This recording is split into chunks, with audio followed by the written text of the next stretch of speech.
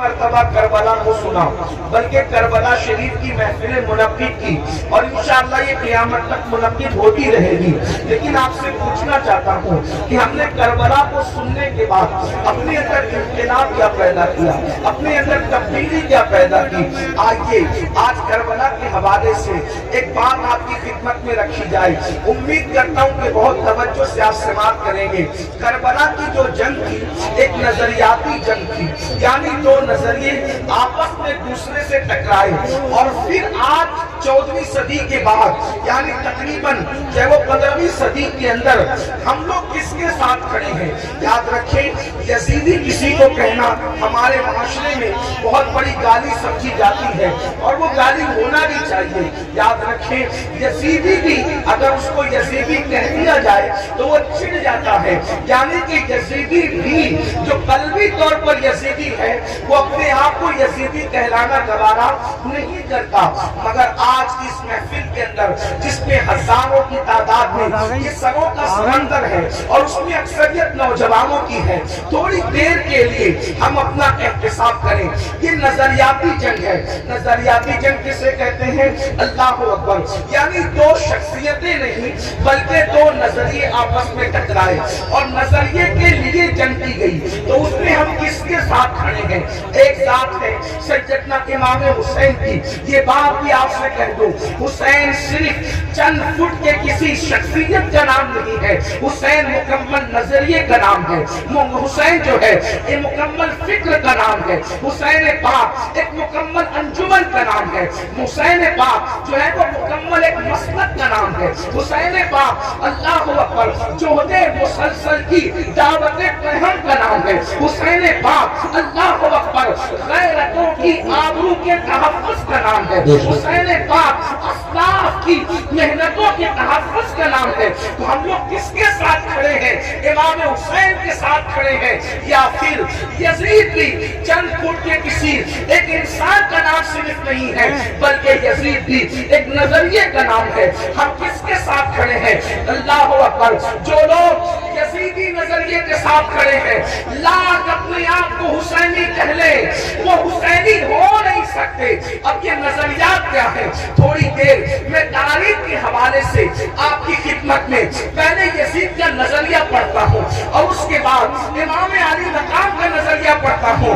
میں نہیں کہوں گا کسی کو، آپ نہیں کہیں گے کسی کو کہ حسینی کون ہے، یزیدی کون ہے۔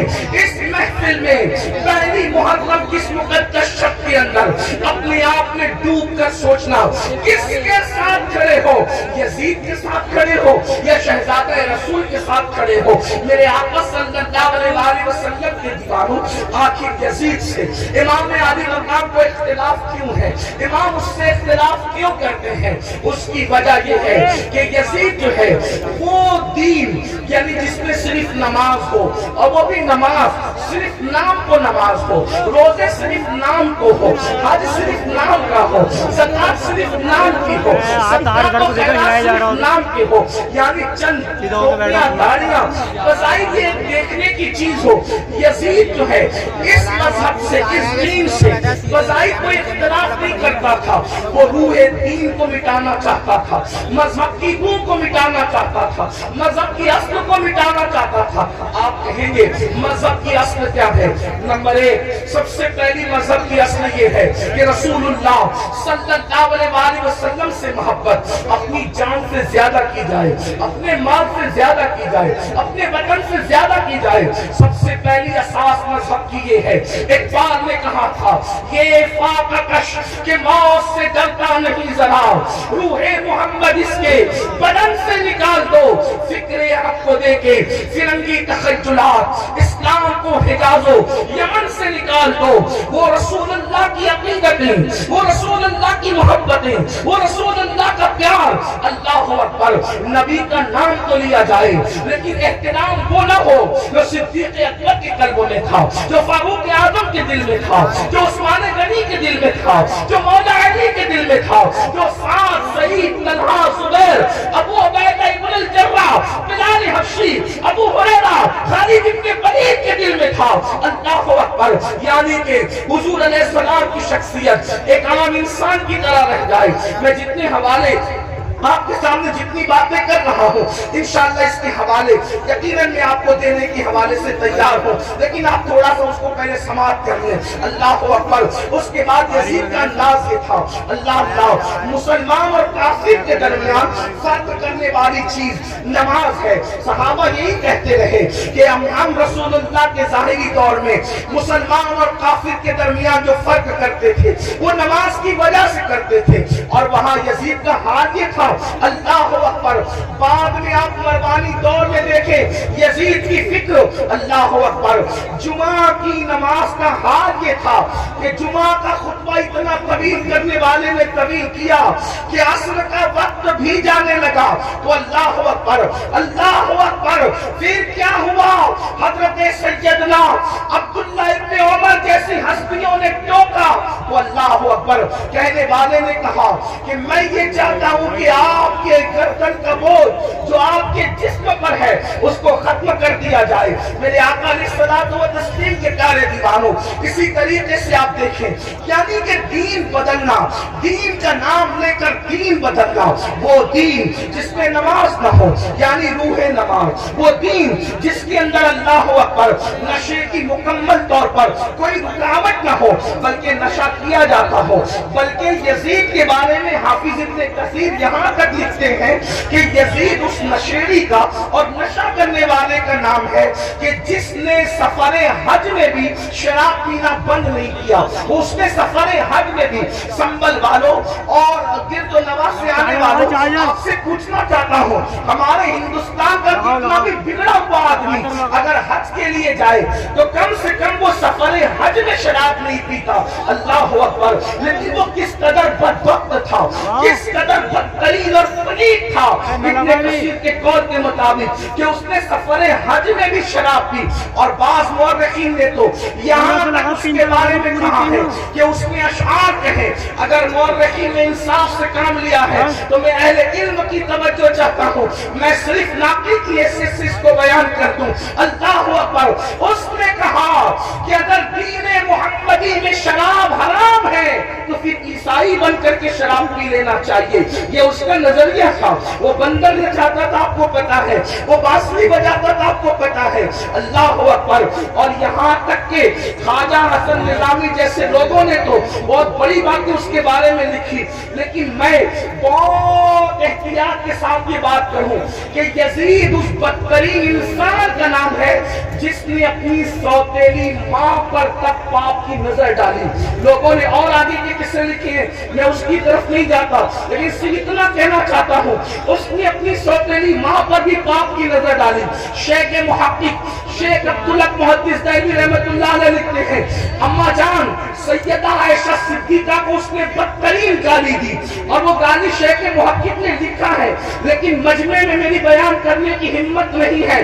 واللہ وہ سیدہ عائشہ صدیقہ جس کے بستر پہ قرآن نازل ہوتا ہو، وہ سیدہ عائشہ صدیقہ جس پہ تہمت لگتی ہو، تو اللہ جس کی برات کا اعلان کرتا ہے، جس کی عصمت کا اعلان کرتا ہے، جس کی شان و عظمت کا اعلان کرتا ہے، سورۃ النور کی آیتیں جس کی طہارت کی گواہی دیتی نظر آتی ہو، میرے امام کہتے ہیں شمع دل مشکاۃ تن سینہ زجاجہ نور کا، تیری سیرت کے لیے آیا ہے سورہ نور کا۔ اللہ اکبر۔ اور اتنی گندی گالی دی ہے اس کا ذکر نہیں کیا جا سکتا، یہ یزید تھا۔ اب آپ سے پوچھنا چاہتا ہوں، اللہ اکبر، یزید کے یہاں باپ کا کوئی احترام نہ تھا، اس لیے کہ ابن کثیر کو آپ اٹھا کر کے پڑھیں تو وہ اپنے والد سے دور دور ہی رہا، بلکہ وہ یہود اور نصارہ کے ماحول میں رہا۔ کتوں سے محبت کرنا، بندروں سے محبت کرنا، بانسری کا معاملہ، یہ ساری چیزیں، اور پھر اس کے بعد اس کے اکثر دوست جو تھے وہ یہود و نصارہ تھے۔ میرے آقا علیہ السلام کے پیارے دیوانوں، اب ایسا شخص جو ہے وہ کرسی پر، وہ بھی کون سی کرسی، وہ بھی کون سا تخت، وہ بھی کون سی منزل، وہ بھی کون سا مقام، جس مقام پر افضل البشر بعد الانبیاء بالتحقیق صدیق اکبر بیٹھ چکے تھے، اس کرسی پہ وہ بیٹھ رہا تھا۔ اگر امام اس کو قبول کرتے تو لوگ یہ سمجھتے کہ جو رنگ صدیق اکبر کا ہے وہی رنگ یزید کا ہے. اللہ اکبر. یعنی کس قدر جو ہے وہ دین کے اندر فتنہ ہوتا, رکھنا ہوتا, کس طرح جو ہے وہ دین کا بھی شکل بگڑ جاتی. جس کرسی پہ فاروق اعظم بیٹھ چکے تھے اسی کرسی پہ وہ بیٹھنا چاہتا تھا, یعنی مومنوں کا خلیفہ, مومنوں کا امیر کہلانا چاہتا تھا. امام عرش مقام امام حسین رضی اللہ تبارک و تعالیٰ عنہ نے اس کی مخالفت فرمائی, اور مخالفت فرما کر ایک مکمل نظریہ پیش کیا. علی اکبر جیسا جوان خاک و خون میں تڑپتا ہوا دیکھا جائے گا. علی اصغر جیسا شہزادہ کربلا کی زمین پر دفن ہوتا ہوا دیکھا جائے گا. سکینہ کے چہرے پر تماچے لگتے ہیں, حسین اس کو برداشت کر لیں گے. بیویوں کے دوپٹے چھینتے ہیں, حسین باپ کو وہ برداشت ہو جائے گا. لیکن اللہ اکبر, اللہ کے دین کو بدلا جائے, خدا کے دین کے اندر جو روح ہے اس کو مردہ کرنے کی کوشش کی جائے, امام نے اس کو گوارا نہ فرمایا اور سب لٹایا. جو آپ داستان کربلا میں سنتے ہیں, آپ سے پوچھنا چاہتا ہوں اب ہم کس کے ساتھ کھڑے ہیں؟ میں جلدی جلدی اپنی گفتگو کو آگے کی طرف لے جاؤں. یزید کے یہاں زنا کوئی عیب نہیں تھا, اور امام حسین کے یہاں زنا کا نام سن کر بھی بدن کے رونگٹے کھڑے ہوتے ہیں کہ کیا لوگ ایسا گناہ بھی کر سکتے ہیں جسے زنا کہتے ہیں. آپ سے پوچھنا چاہتا ہوں اگر آج کوئی زنا کے اڈے کی طرف جا رہا ہے اور اس کے ماتھے پر بل بھی نہیں ہے اور وہ بے حیائی اور بدی میں ڈوبا ہے, تو آپ سے پوچھنا چاہتا ہوں وہ نظریاتی طور پر کس کے ساتھ کھڑا ہے؟ امام حسین کے ساتھ کھڑا ہے یا پھر یزید کے ساتھ کھڑا ہے؟ بڑی معذرت کے ساتھ اگر برا لگے تو معاف کرنا, کڑے پہننے کا نام حسینیت نہیں ہے, ڈورے ہاتھوں میں باندھنے کا نام حسینیت نہیں ہے, رنگ برنگی کپڑوں پہننے کا نام حسینیت نہیں ہے, 10 دن کے محرمی بننے کا نام حسینیت نہیں ہے. حسینیت کیا ہے؟ حسینیت یہ ہے اگر دین کے تحفظ کے لیے گھر لٹانا پڑے تو گھر لٹا دو, اولاد لٹانا پڑے تو اولاد لٹا دو, حتیٰ کہ جان بھی قربان کرنا پڑے تو جان بھی قربان کر کے بتا دو جان نہیں ہے, اللہ کا دین ہے. اللہ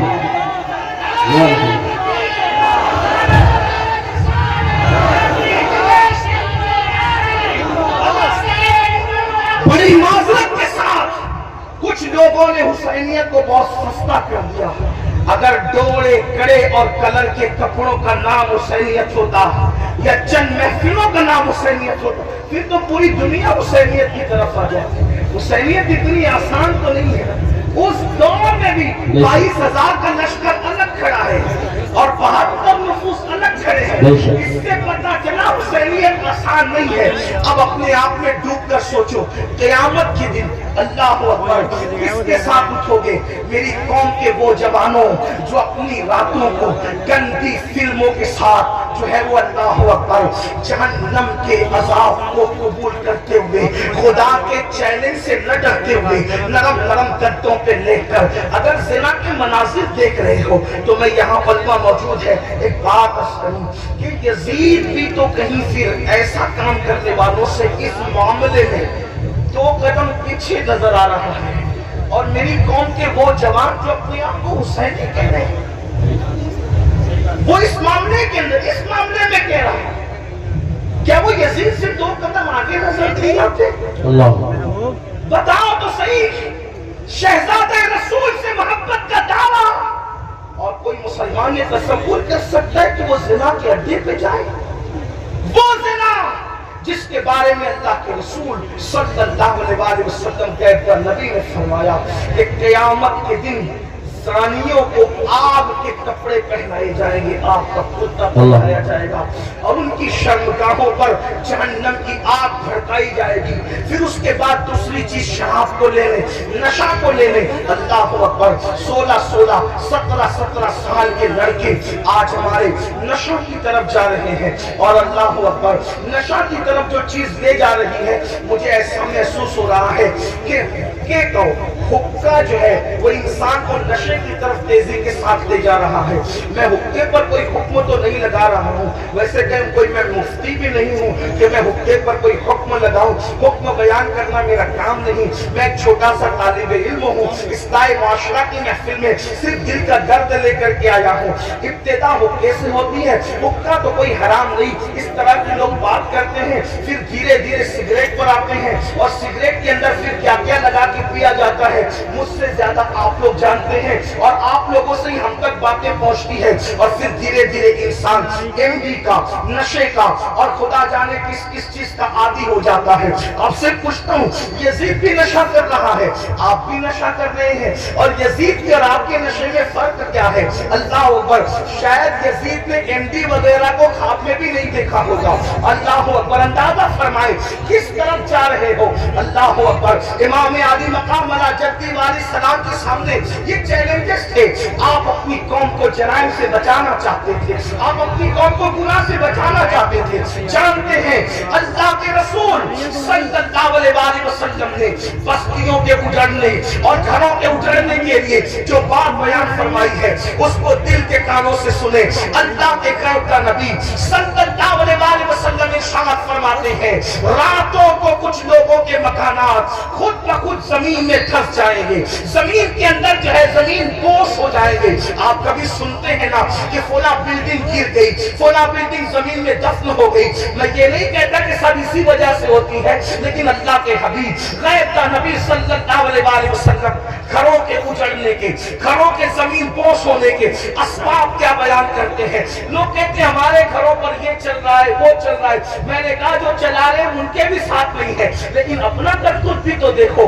कुरान कहता है वमा असाबकुम मिन मुसीबतिन फबिमा कसबत अयदीकुम, कि तुम पर जो भी मुसीबत आती है वो तुम्हारे किए धरा है, वो तुम्हारे बुरे अमाल का नतीजा है। अल्लाह अकबर।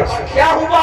आका इरशाद फरमाते हैं सल्लल्लाहु अलैहि वसल्लम कि कुछ लोगों के मकान रातों रात जमीन पे गिर जाते हैं, जमीनों में धंस जाते हैं। सहाबा ने पूछा या रसूल अल्लाह उसकी वजह क्या है? आका फरमाते दो गुनाह जब घरों के अंदर किए जाते हैं, दो गुनाह जब इमारतों के अंदर किए जाते हैं तो घरों को जमीन में धंसा दिया जाता है, घरों को जमीन बोझ कर दिया जाता है। पूछा या रसूल अल्लाह वो क्या है? फरमाया एक मौसीकी है, म्यूजिक है।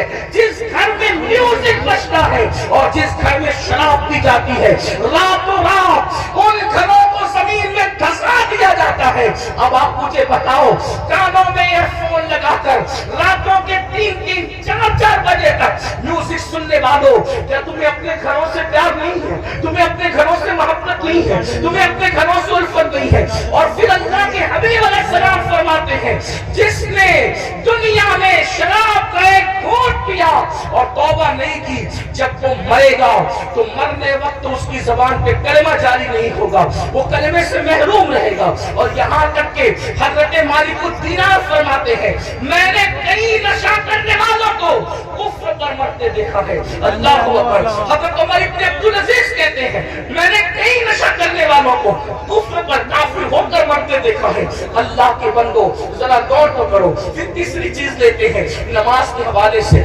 95% लोग नमाज नहीं पढ़ते हमारे माशरे का, और लोग आसानी से कह देते हैं मौलाना हमें टाइम नहीं मिलता।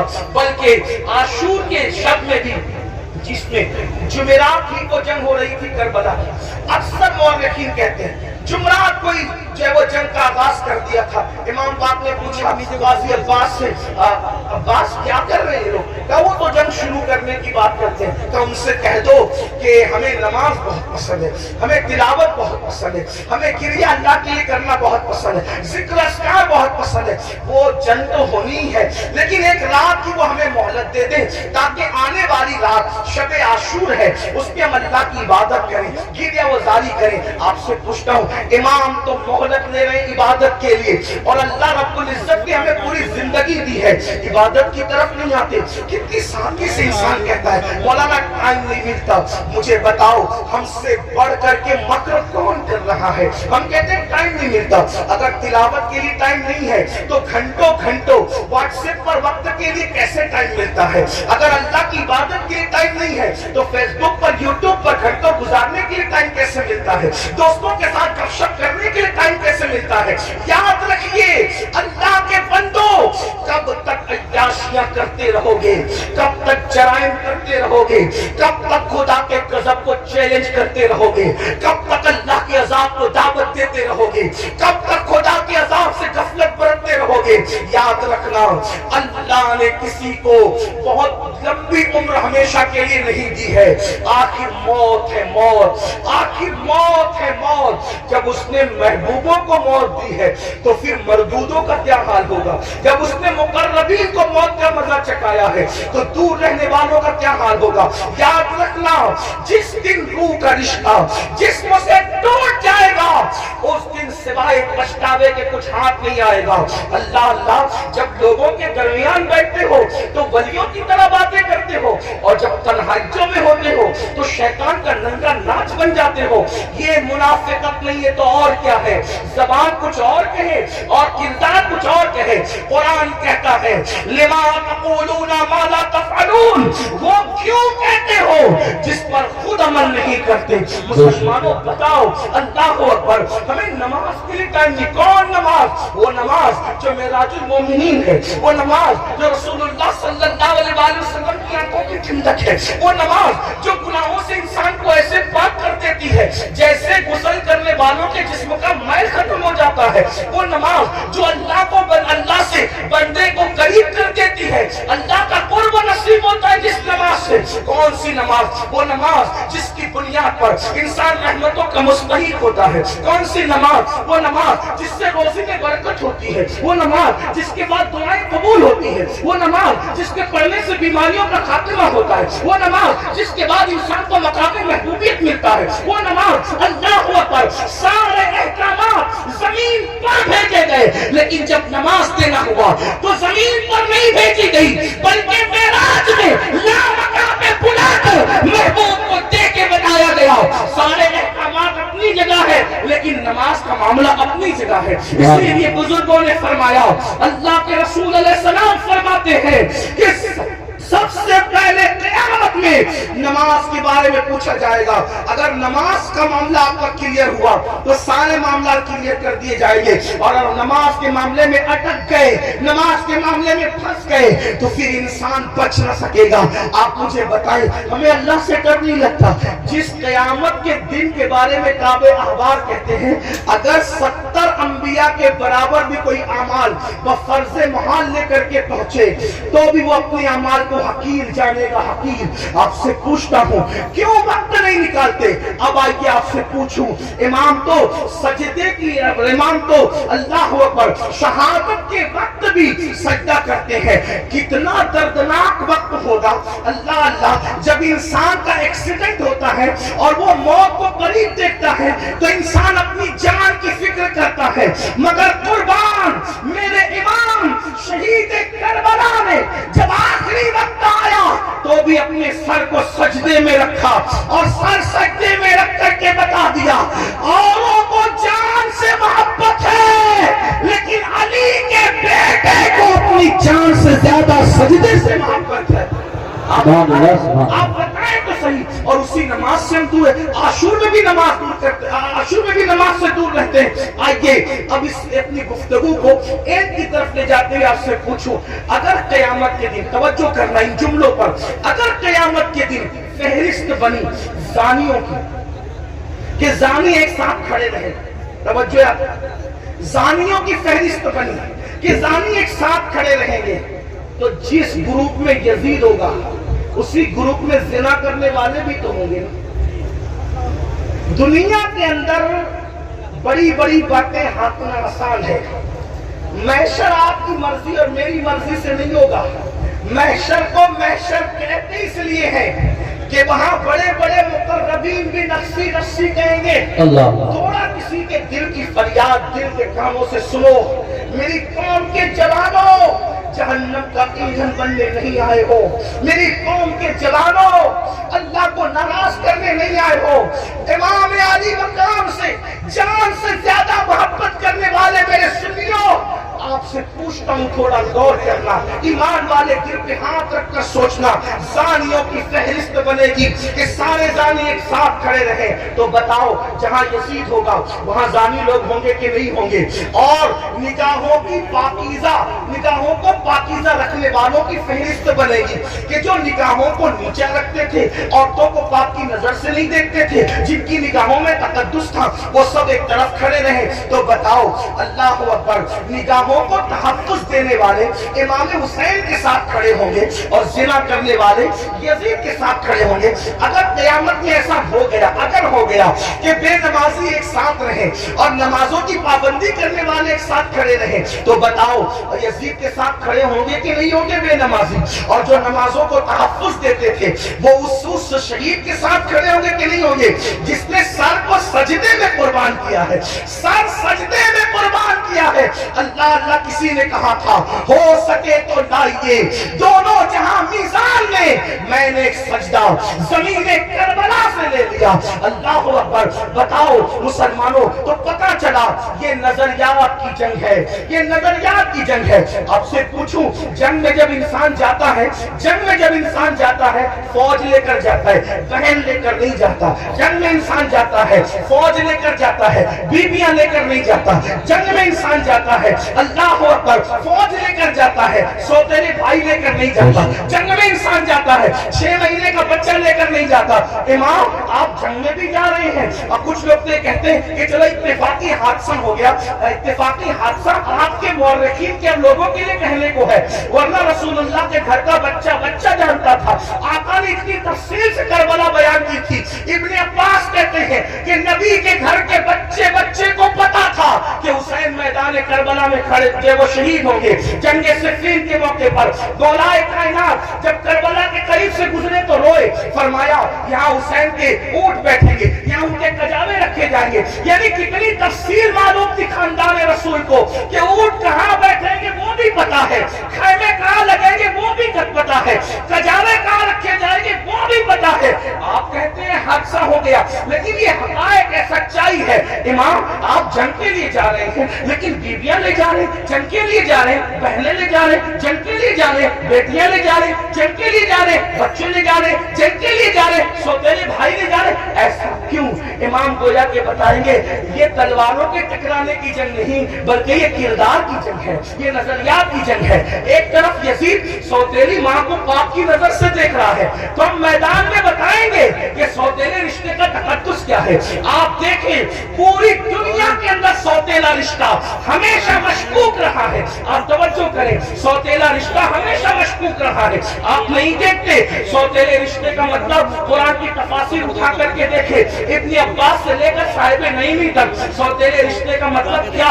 حضرت یعقوب علیہ السلام کی بیوی جو حضرت یوسف علیہ السلام کی سوتیلی ماں ہے، اللہ اکبر، وہ اپنے بیٹوں کو بتا رہی ہے اللہ اکبر کہ تمہارے سوتیلے بھائی نے یہ خواب دیکھا ہے۔ اسی طرح ہے نا، سوتیلے بھائی ہاتھ کا پانی چھین کر کے زمین پہ ڈال رہے ہیں، سوتیلے بھائی ہاتھ کی روٹی چھین کر کے کتے کو ڈال رہے ہیں، سوتیلے بھائی مار پیٹ کر کے کنویں میں پھینک رہے ہیں۔ یہی تو سوتیلا رشتہ لوگ جانتے ہیں۔ مگر قربان جائے امام علی مقام سوتیلے بھائیوں کو کربلا میں لے جا کر اور پھر ان کی وفا کا اظہار کر کے بتا رہے آخر کار امام حسین نے سوتیلے بھائیوں کے ساتھ سلوک کیا کیا ہوگا کہ سوتیلے بھائی اپنی جان سے زیادہ اپنے سوتیلے بھائی سے پیار کر رہے ہیں۔ کوئی کسی پر یوں تو نہیں مرتا، کوئی کسی سے یوں تو پیار نہیں کرتا۔ اب آپ سے پوچھتا ہوں، حسین پاک کا سوتیلا بھائی سب سے زیادہ معتبر باوفا ہے جسے دنیا غازی عباس کے نام سے جانتی ہے۔ آپ سے پوچھتا ہوں، وفا کا دوسرا نام اگر کربلا کے بعد ہم سے کوئی پوچھے تو ہم حضرت غازی عباس کا نام لیا کرتے ہیں۔ شمر نے اللہ اکبر رشتہ داری کی وجہ سے حضرت عباس کو امان لکھی، ان کے بھائیوں کو امان لکھی، تو حضرت عباس نے کہا شمر تجھ پر بھی لعنت ہے اور تیری امان پر بھی لعنت ہے، واللہ تو نے نبی کے شہزادے کو امان جان نہیں دی ان کو کاٹنا چاہتا ہے, ہمیں بچانا چاہتا ہے. حسین کے بعد زندہ رہنے کو ہم پسند ہی نہیں کرتے. یہ ایک سوتیلے بھائی کا جذبہ. اب آپ سے پوچھتا ہوں, اگر آپ کربلائی ہے, اگر آپ حسینی ہے, تو اس مجمع میں اپنے دل میں سوچو آپ کے سگے بھائی کے ساتھ آپ کا سلوک کیا ہے. کربلا صرف کالے کپڑوں کا نام تو نہیں نا پہننے, کیا کربلا سینہ پیٹنے کا نام نہیں. ہمارے درمیان کربلا اسوہ مصطفیٰ کی تفسیر کا نام ہے. ہمارے نزدیک کربلا بدر و احد کے مقصد کی تکمیل کا نام ہے. آپ سمجھتے کیا ہے کربلا کو, لیکن ہمارے اندر کربلا کہاں ہے؟ ہم نے رسمی اور اسمی کربلا کو تو دیکھا, ہم نے حقیقت کربلا کو نہیں دیکھا. بتاؤ آپ کا ہمارا جذبہ بھائی کے بارے میں کیا, یہی نا اس کا کھیت ہڑپ کر لیا, اس کا حصہ ہضم کر لیا, اس پر کیس کر دیا, اس کے خلاف کھڑے ہو گئے, اس کی بیٹی کو اچھے رشتے آتے تو آپ کو پسند نہیں آتا, آپ کو ہضم نہیں ہوتا. بتائیں تو صحیح, اس کے گھر میں بیٹے ہی بیٹے پیدا ہوں تو آپ کو تکلیف ہوتی ہے. یہ آپ کا معاملہ سگے بھائی کے لیے, اور وہاں سوتیلے بھائی کے ساتھ انداز کیا ہے سرکار غازی عباس کے ساتھ دیکھیں. پھر اس کے بعد امام اپنی بہن کو کربلا میں لائے. جب امام کسی کی کوئی بات نہیں مانتے, توجہ کرنا, جب امام کسی کی کوئی بات نہیں مانتے تو سیدہ زینب کھڑی ہو کے کہتی ہے بھیا یہ کر لو, بھیا یہ کر لو. بہن کی کوئی بات نہیں ٹلتی. گویا کہ حسین بتا رہے وہاں بہن کا کوئی تقدس نہیں ہے, اور یہاں بہن کے تقدس کا عالم یہ ہے کہ بظاہر اگر حضرت امام کے اپنی فکر کے خلاف بہن بات کر رہی ہے تو امام اس کو مانتے نظر آ رہے. کس نے نہیں کہا تھا کہ علی اصغر کو لے جائیں اور یزیدیوں سے کہہ کے پانی پلا دیں؟ امام نے سب کو منع کیا, لیکن جب بہن آئی بہن نے کہا میرے لیے چلے جائیں, میں کہہ رہی ہوں آپ چلے جائیں. تو مورخین لکھ رہے ہیں بہن کی بات مان کر امام یزیدیوں کی طرف جاتے ہوئے نظر آتے ہیں. حالانکہ یہ امام پاک رضی اللہ تبارک و تعالیٰ کی شان ہے کہ یزیدیوں کے ہاتھوں سے ان کے شہزادہ والا کباب نے پانی نوش نہیں فرمایا, وہ تو شہید ہو گئے. لیکن آپ سے پوچھتا ہوں بہن کے بارے میں امام علی مقام کا حال یہ, بیویوں کی موجودگی میں قیادت کا جھنڈا خاندان نبوت کا کسی کے ہاتھ میں دیتے ہیں, بیٹیوں کی اور بیویوں کی موجودگی میں اس کو بہن کہتے ہیں. بتاؤ امام تو بہن سے اتنا پیار کرتے ہیں, ہمارا اور آپ کا بہنوں کے ساتھ کیا تعلق ہے, ہمارا اور آپ کا بہنوں کے ساتھ کیا رشتہ ہے؟ آپ بتائیں مجھے. اگر بہن گھر آ جائیں 4 بچوں کو لے کر تو بھائی اور بھابھی بات کرتے ہیں, کھلائیں گے کہاں سے؟ حیرت کی بات یہ ہے جس قوم کی سوچ فکر حسین سے اس قدر گر جائے, پھر کیا اس قوم کے لیے نہ کہا جائے کہ وہ نام کے لیے تو حسینی بنی ہے لیکن افکار کے اعتبار سے وہ کہیں نہ کہیں یزیدیت کا شکار ہے. میرے آقا صلی اللہ علیہ وسلم کے دیوانوں جانتے ہیں بہن کا مقام کیا ہے, بہن کا مرتبہ کیا ہے, اور یہ اللہ کے رسول علیہ السلام سے سیکھا. آقا علیہ السلام کی کوئی حقیقی بہن نہ تھی, لیکن جب جنگ حنین کے موقع پر اللہ اکبر حنین کے اندر وافر مقدار میں کثیر مقدار میں جب وہ غنیمت کا مال آیا تو اس وقت تو ایک خاتون آئی اور آنے کے بعد کہا اے محمد میں آپ کی بہن ہوں, میں آپ کی بہن ہوں. حضور علیہ السلام کو اس بہن سے جدا ہوئے تقریباً کم و بیش آدھی صدی بیت چکی تھی. اللہ کے حبیب علیہ السلام نے کہا تم میری بہن ہو, نام کیا ہے؟ کہ میرا نام شیمہ ہے, میں حلیمہ کی بیٹی ہوں. آقا علیہ السلام نے فرمایا شیمہ کو تو جانتا ہوں, حلیمہ کو بھی جانتا ہوں, میری وہ ماں ہے, رضائی ماں, لیکن شیمہ تم میری بہن اور تم ہی ہو, اس کی نشانی تمہارے پاس کیا ہے؟ کیا نشانی مجھے بتاؤ. تو حضرت شیمہ کہتی ہے ایک بات ایسی ہے جو صرف تم اور میں جانتے ہیں, تیسرا کوئی نہیں جانتا ہمارے سوا. وہ کون سی؟ تو آقا علیہ السلام سے انہوں نے عرض کیا ایک دن میں آپ کو کہیں لے جانا چاہتی تھی, ایک دن میں آپ کو کہیں لے جانا چاہتی, آپ آنا نہیں چاہتے تھے, میں نے زبردستی کی, گود میں چھینا. آپ نے اکثر یہ منظر دیکھا ہوگا گھروں میں کہ بڑی بہنیں بھائی کو گود میں لے جانا چاہتی ہے, وہ نہیں آنا چاہتا تو کیا ہوتا ہے, وہ زبردستی کھینچتی ہے, تانتی ہے, ایسا کرتی ہے. تو شیمہ کہتی ہے آپ نہیں آنا چاہتے تھے, میں لے جانا چاہتی تھی, میں نے زبردستی کی تو آپ نے میرے کندھے پر دانت کاٹ لیا تھا. اور وہ دانت کاٹنے کا نشان اب بھی موجود ہے۔ حضور علیہ السلام نے یہ سنا تو اتنا ہنسے اپنی شان کے مطابق کہ حضور علیہ السلام کی داڑھیں نظر آئی، اور پھر جب یہ ثابت ہو گیا کہ شیمہ یہی ہے تو آقا نے فرمایا اے میرے صحابہ، شیمہ کے سسرال کی بکریاں، بھیڑیں، اونٹ، گھوڑے جتنے غنیمت میں آئے ہیں، چونکہ یہ میری بہن ہے میں اس کو واپس کرتا ہوں، تم لوگ بھی واپس سبحان اللہ، نعرہ تکبیر۔ بہن کا یہ اکرام ہے، حالانکہ وہ حقیقی بہن نہیں ہے، وہ حقیقی بہن نہیں، رضائی بہن ہے۔ اکرام دیکھو، احترام دیکھو، ہمارے پاس بہن کا کیا احترام ہے؟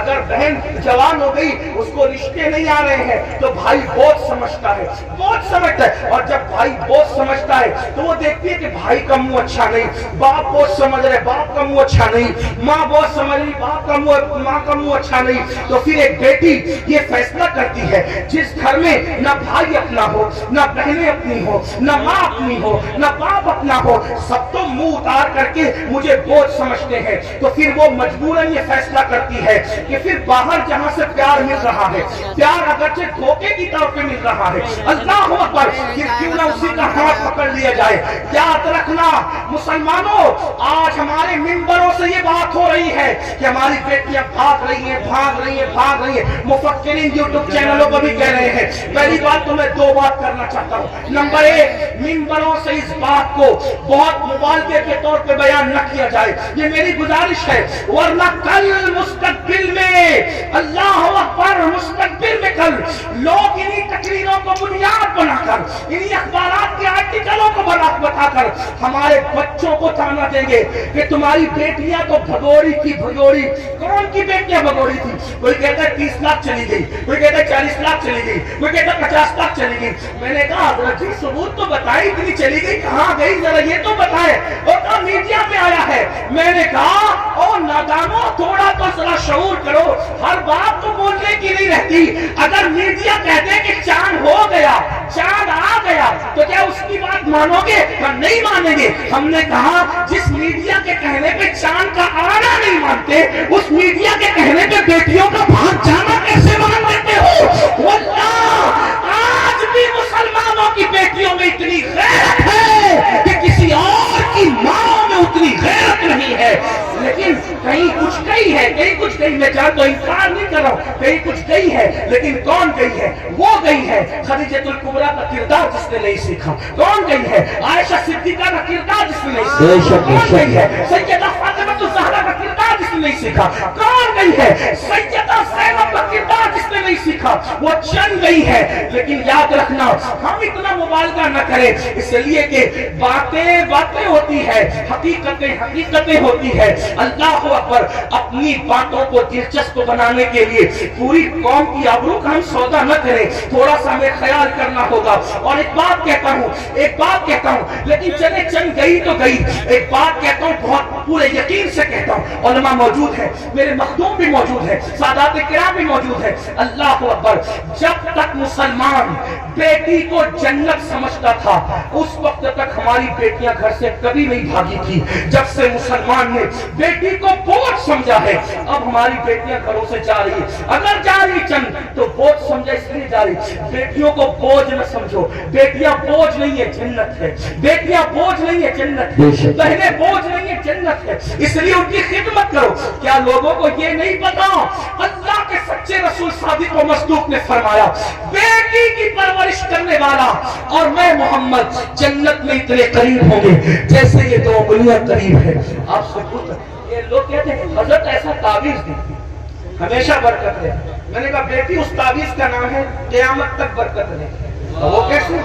حدیث پاک میں آتا ہے جس گھر میں بیٹی پیدا ہوتی ہے اس گھر میں فرشتے آتے ہیں اور اس کو چاروں طرف سے گھیر کر کہتے ہیں اے کمزور جان سے پیدا ہونے والی کمزور جان، جس کے گھر میں تو پیدا ہوئی، ہم قیامت تک اللہ کے حکم سے اس کی مدد کرتے رہے۔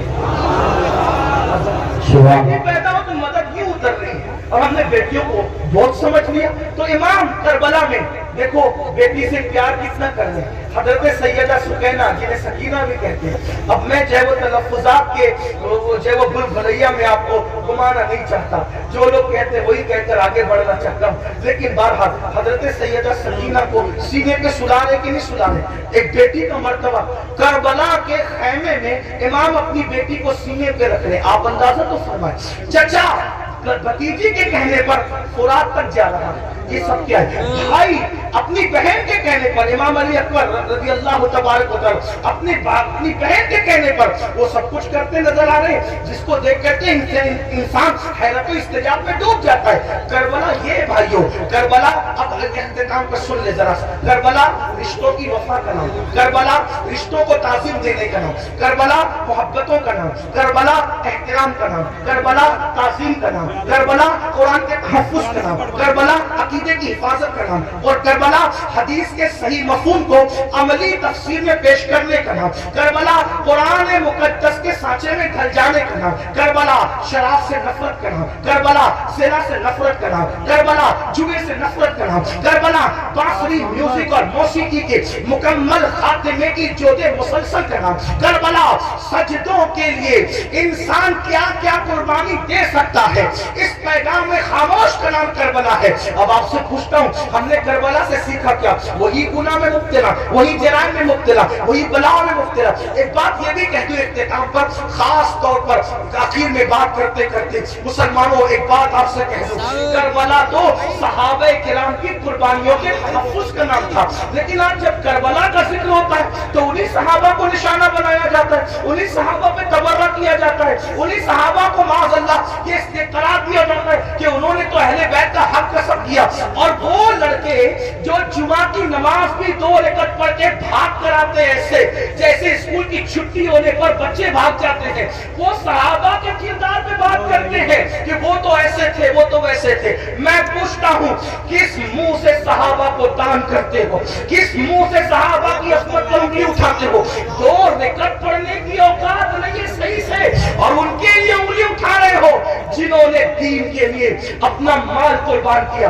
आज मुसलमान कहलाना आसान है, लेकिन अल्लाह अकबर उस वक्त जब अल्लाह अल्लाह मुसलमान कहलाए जाने पर, मुसलमान बन जाने पर पिटाइयां होती थी, पत्थर मारे जाते थे, कोड़े मारे जाते थे, चाबुक बरसाए जाते थे, भूखा रखा जाता था, सोशल बाइकाट किया जाता था। सहाबा उस वक्त के मुसलमान हैं, उनके ईमान पर ये कौम के लड़के सवाल या निशान खड़ा करेंगे जिनको तहारत के मसले नहीं पता है। आपसे पूछना चाहता हूँ, वो सिद्दीक़ अकबर रज़ी अल्लाह तबारक व तआला अन्हु जिसने वो कुर्बानी दी है कि अल्लाह के रसूल ने फरमाया, जिसने इस्लाम की मदद की है सबके एहसान का बदला अदा किया जा चुका है, सिवाय अबू बकर के एहसान का बदला क़यामत में अल्लाह तबारक व तआला फरमाएगा। ऐसे लोगों को फासिक कहा जाता है, ऐसे लोगों को हक किसका? अहले बैत का। इनकी तरह बनना नहीं चाहते ना। मुझे बताओ मुसलमानों, जरा गौर करो, उस फारूक आज़म के बारे में कहा जाता है कि उन्होंने ये किया, ये किया, ये किया। आपसे पूछो, फारूक आज़म का किरदार पता है? फारूक आज़म का किरदार मालूम है? फारूक आज़म के किरदार के बारे में इल्म है? अल्लाह अकबर, आपको वो सफर याद होगा, आप वो सफर जानते होंगे। अल्लाह अकबर कि फारूक आज़म मदीने मुनव्वरा से चलते, फारूक आज़म मदीने मुनव्वरा से चलते और मदीने से चलते हुए बैतुल मुक़द्दस जाते हैं। एक ही ऊँटनी है, अपने जवानों की खास तवज्जो, एक ही ऊँटनी है, गुलाम साथ में जा रहा है। फारूक आज़म गुलाम से कहते हैं, सवारी एक है, इसलिए हम ये करेंगे, सवारी एक है, ये करेंगे कि थोड़ी देर मैं बैठूंगा, थोड़ी देर आप बैठना, फिर मैं पैदल चलूंगा, फिर तुम बैठोगे, तुम चलोगे, मैं बैठूंगा। आपसे पूछता हूँ, बैतुल मक़दिस तक गुलाम को इस तरह लेकर के गए कि नहीं लेके गए? आप बताएं, बोलने से पहले टोलो, किसी की भी बात सुन करके बका मत करो। जो फारूक आज़म एक गुलाम की हक तलफी न करे, जो फारूक आज़म ایک غلام کی حق تلفی نہ کرے، وہ فاروق اعظم اپنی آقا زادی سیدہ فاطمہ الزہرا کی حق تلفی کیسے کر سکتے ہیں؟ آپ جانتے ہیں کبھی غور تو کیا ہوتا، کبھی سوچا تو ہوتا، جس سے جو سنا وہی پڑھنا شروع کر دیا۔ میرے آقا علیہ السلام فرماتے ہیں میرے اصحاب کو برا مت کہو، میرے صحابہ کو برا مت کہو، اور اسی کربلا کی بات کرتے ہوئے صحابہ پہ تبرہ کیا جائے، مسلمانوں کیا منہ لے کر کے اٹھو گے؟ جانتے ہیں شفا شریف میں قاضی ایاز رحمت اللہ تعالیٰ نے لکھتے ہیں کہ ایک شخص مر رہا تھا، اس کو موت آ رہی تھی، مرتے وقت اس کی زبان پہ کلمہ نہیں آ رہا تھا، اللہ اکبر، اس کی زبان پہ کلمہ نہیں آ رہا تھا۔ اس سے پوچھا گیا کہ تو کلمہ کیوں نہیں پڑھ پا رہا ہے؟ اس نے کہا کہ میں ابو بکر اور عمر کے گستاخوں کے ساتھ بیٹھا کرتا تھا۔ وہ گستاخ نہیں تھا بلکہ گستاخان شیخین کے ساتھ بیٹھتا تھا، اللہ اکبر۔ تو جو گستاخان شیخین کے ساتھ بیٹھے، صرف بیٹھے، مرتے وقت اس کی زبان پہ کلمہ نہیں آتا، جو گستاخی کرے اس کا کیا انجام ہوگا؟ یہ دنیا چند دن کی ہے، یہ دنیا چند لمحے کی ہے، بندوں کی خوشی کے لیے اللہ کو ناراض نہ کرو۔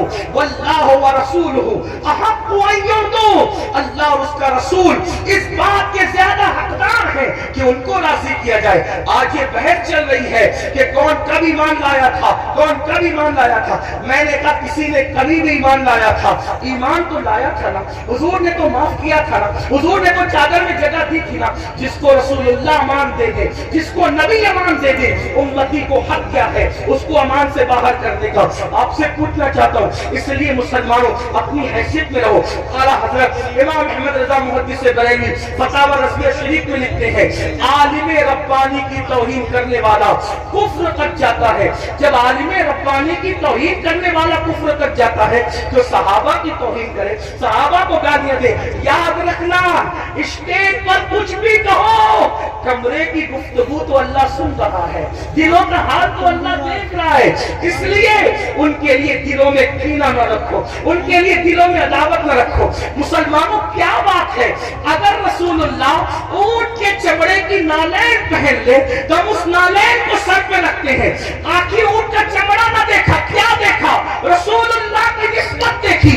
تو جب رسول اللہ کی نسبت کی وجہ سے اونٹ کا چمڑا سر پہ رکھا جاتا ہے، تو رسول اللہ کی نسبت کی وجہ سے اصحاب مصطفیٰ کی تعظیم کیوں نہیں کی جاتی، ان کا احترام کیوں نہیں کیا جاتا؟ لیکن ایک بات یہ بھی خیال رکھنا، ایک طبقہ وہ ہے کہ اللہ جو صحابہ کو ہلکا جان رہا ہے، صحابہ کی بھی عزت کر رہا ہے، کمروں میں بیٹھ کر کے اپنے ماننے والوں کو ان کے خلاف کان بھر رہا ہے۔ لیکن دوسرا طبقہ وہ بھی نظر آ رہا ہے کہ جب اہل البیت پر کوئی گفتگو ہوتی ہے تو پھر اس کا منہ اترتا ہے کہ یہ اہل بیت کی فضیلت پڑھنے والا کوئی رافضی تو نہیں ہو گیا۔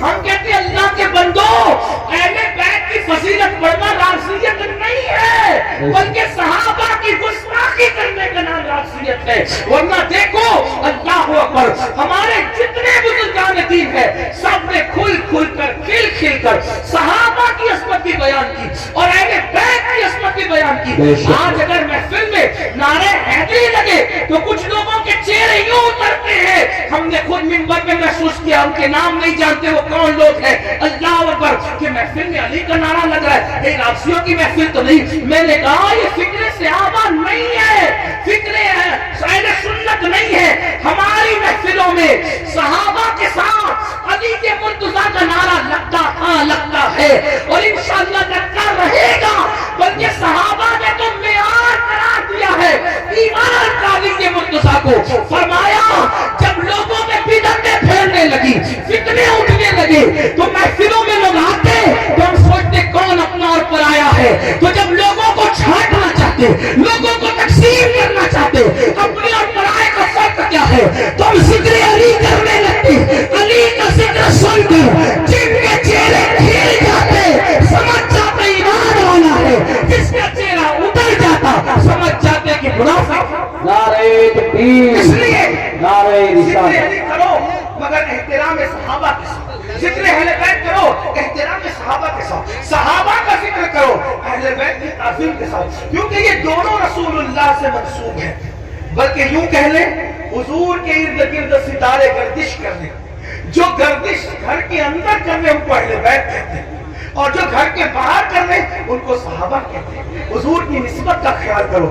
آئیے اپنی بات کو اختتام تک پہنچاتے ہوئے یہ بات عرض کروں. مسلمانوں ہم نے باتیں بہت کی, بہت باتیں کی.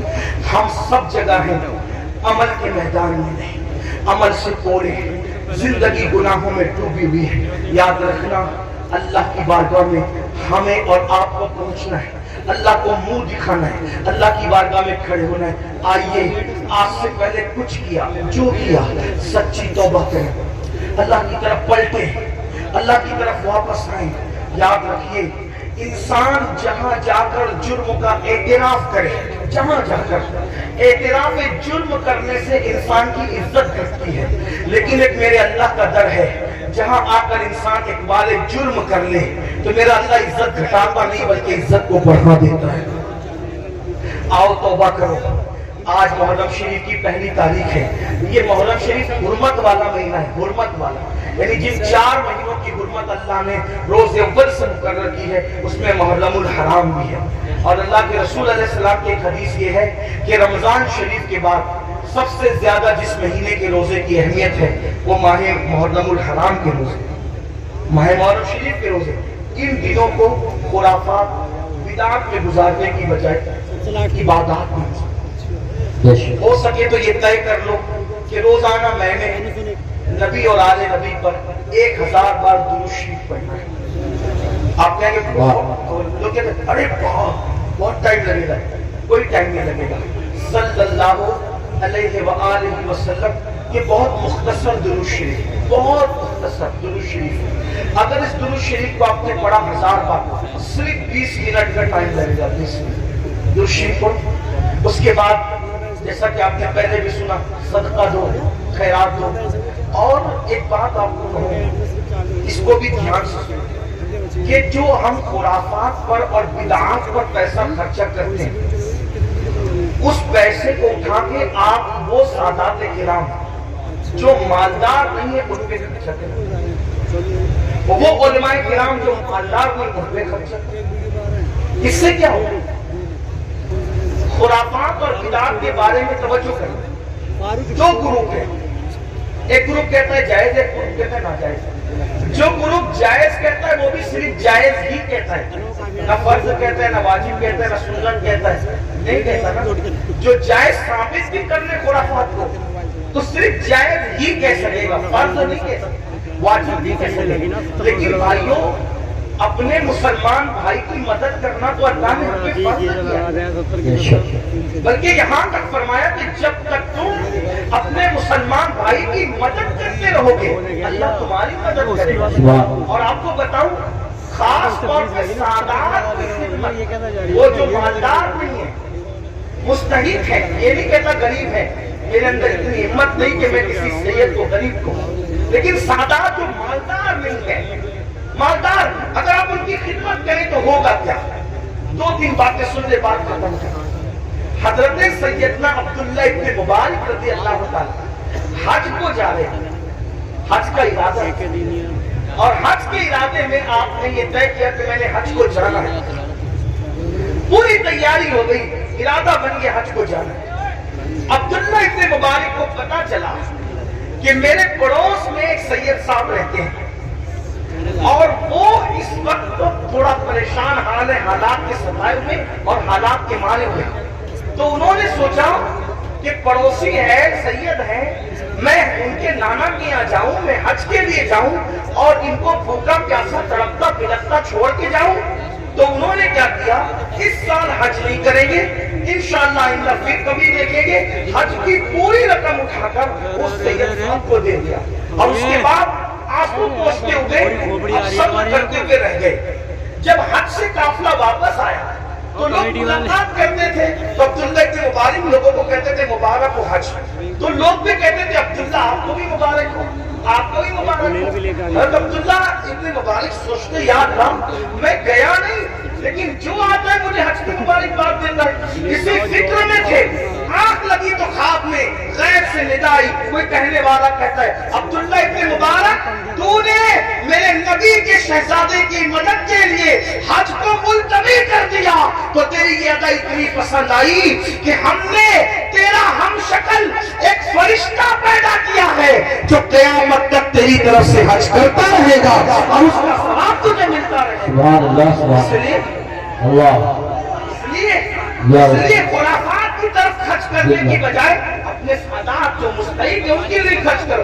ایسے سادات ہیں، میں نے کئی جگہ دیکھا، کوئی سبزی بیچ رہا ہے، کوئی آٹو چلا رہا ہے، کوئی چائے بیچ رہا ہے، ان کے بچوں کی اسکول کی فیس نہیں ہے بھرنے کے لیے، ان کی بچیوں کی شادی کے لیے پیسے نہیں ہیں، یہ ساری چیزیں مسلمانوں ہمیں اس کی طرف غور، ترجیحات کی طرف غور کیجیے، جہاں خرچ کرنے کا زیادہ فائدہ ہے اس کی طرف۔ بلکہ امام اہل سنت ایک حدیث لکھتے ہیں، آئیے اس حدیث کو بھی سنیں۔ کہتے ہیں کہ میرے آقا علیہ السلام نے فرمایا کہ جس نے بنو ہاشم پر احسان کیا، ان کی خدمت کی، ان کی مدد کی، آقا فرماتے ہیں مجھ پر واجب اور لازم ہے کہ جس نے بھی میری آل کی خدمت کی، مدد کی، نصرت کی، حمایت کی، محبت کی، آقا فرماتے ہیں مجھ پہ واجب ہے، لازم ہے کہ اس کا صلہ میں اس کو قیامت میں دوں گا جب وہ مجھ سے ملے گا۔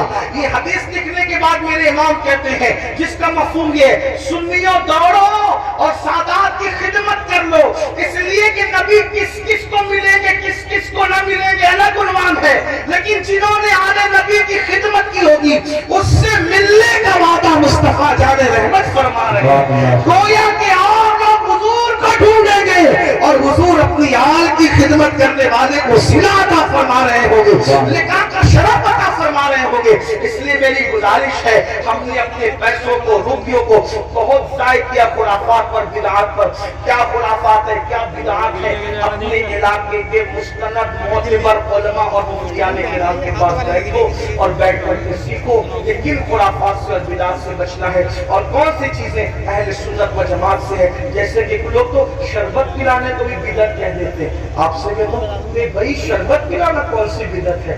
میرے امام لکھتے ہیں وہ بھی کیا دلیل دی، فرمایا جب کتے کو پانی پلانے پہ جنت مل سکتی ہے تو امام عالی مقام کے نام پہ اگر مومنوں کو شربت پلایا جائے تو پھر اس کا صلہ کیا ہو؟ ساری چیزیں کرتے رہیے۔ اللہ تعالیٰ سے دعا ہے اللہ ہم سب کو توفیق دے۔ گفتگو کے درمیان اگر کوئی غلطی ہو جائے تو اللہ تعالیٰ